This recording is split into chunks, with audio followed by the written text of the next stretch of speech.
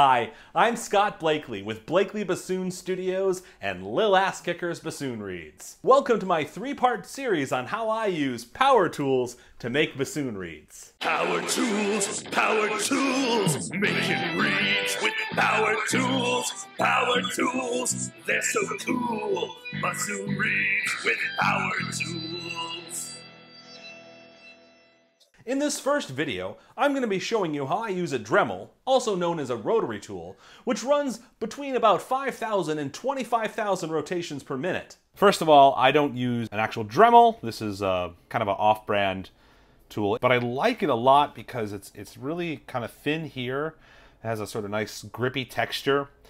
I also really do recommend getting a cordless one because we don't really need a ton of power for this. We're going to be running it mostly at the lowest speeds, and this just gives you a lot more freedom. It's, you know, a lot easier to use. For another look at this, by the way, I want to recommend the originator of rotary tool Dremel promotion, I think, on Bassoon Reeds is a young man named Michael Dicker. He gave me a few tips, and he has a few videos explaining how he uses a Dremel. So let me talk about the attachment that I'm going to use. We're going to be using a sanding disc, and the most basic disc, they're sold by Dremel, and you can buy off-brand ones, but they use this mandrel that I don't really like. The way that you have to attach the disc is kind of annoying. You have to kind of puncture the disc with this screw, this tiny little screw, and there's a tiny little washer that goes on each side of the screw. Oh my goodness. I haven't actually used this kind in a while. I'll show you what I'm using in a moment. But whether you buy a brand name Dremel or an off-brand one, it very well may come with something like a mandrel like this and some sanding discs like this. And if you're not making a lot of reeds, this might be fine. But you see, it's a bit of a process just to get it on. And you know, you put it on the Dremel here, or the rotary tool. What Michael Dicker recommended is these other discs. This is a 3/4 inch medium grit sanding disc from E.C. Moore. They actually come in different grits. They come in different sizes. I haven't experimented with them.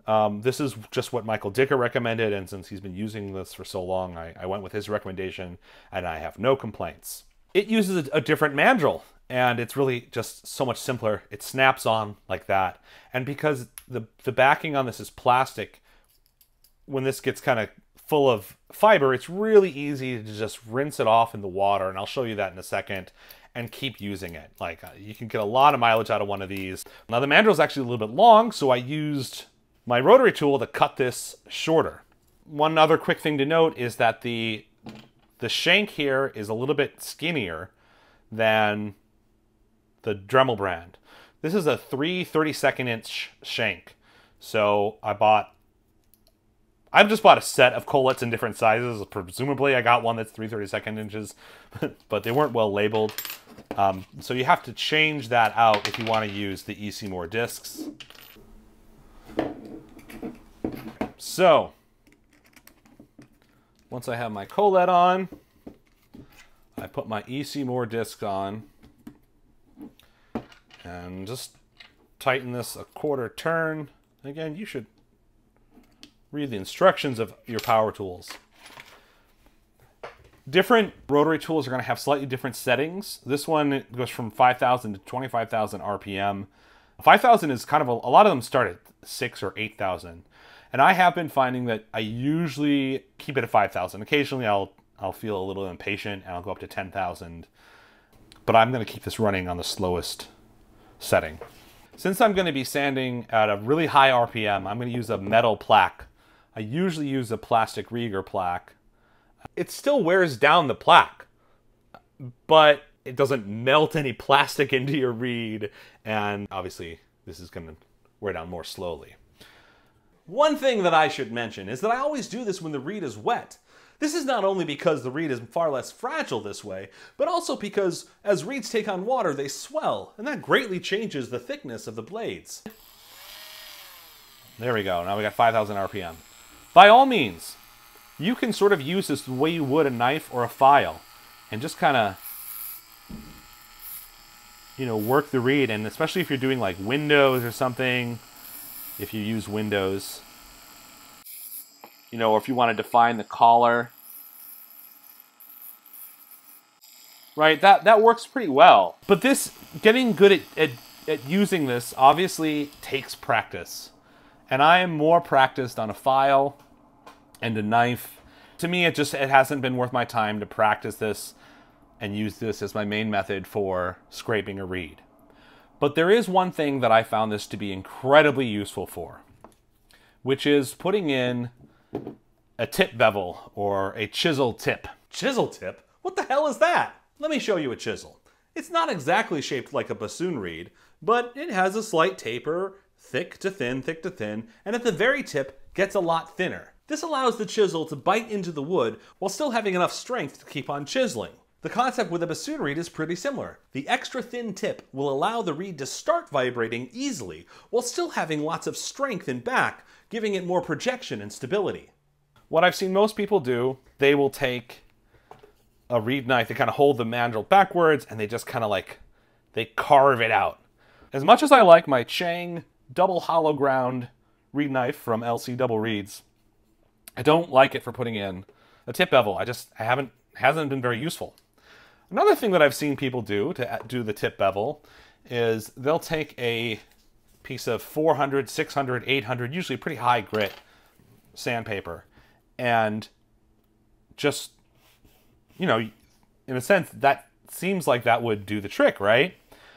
Well, the problem is that a reed is curved. The greatest amount of pressure is going to come in the center of the reed, and you're actually going to be taking off more cane at the center than at the sides. And kind of, you know, if anywhere you want it to be thicker, it would be the center, right? So, and if you take this to the extreme, if you do this too much, you'll get a tip that looks kind of wavy.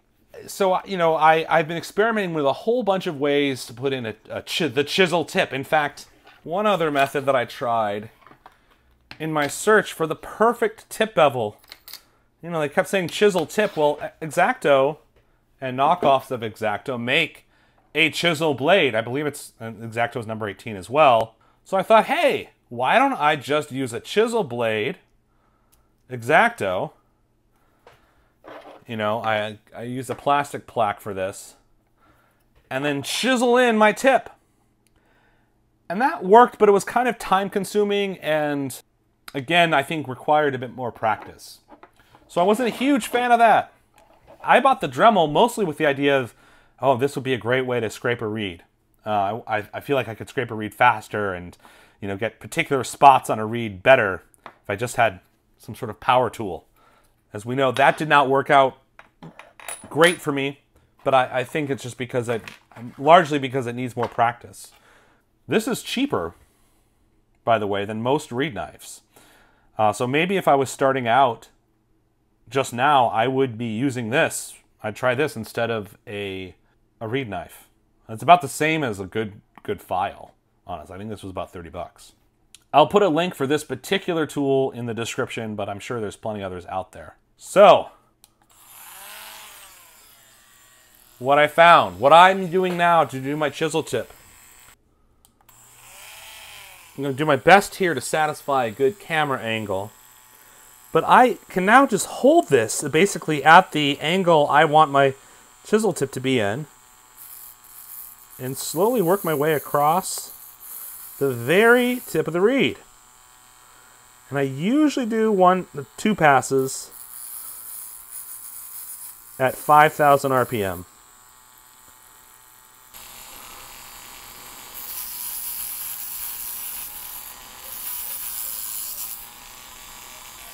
Look at that.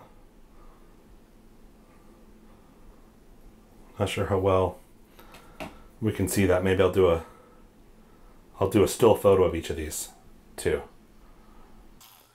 Oh, and so when I'm done, I leave it running and I just put it in some water here, and it's clean for the next one.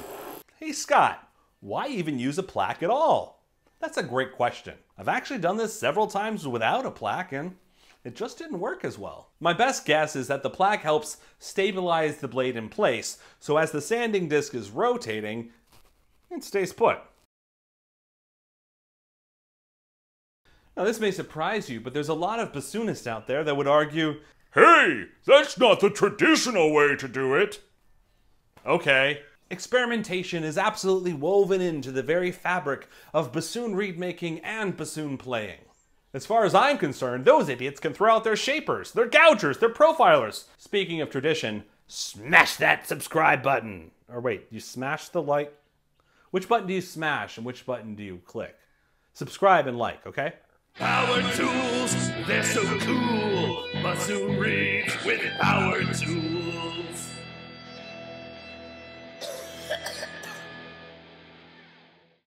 Chisel tip? What the hell is that? Let me show you a chisel.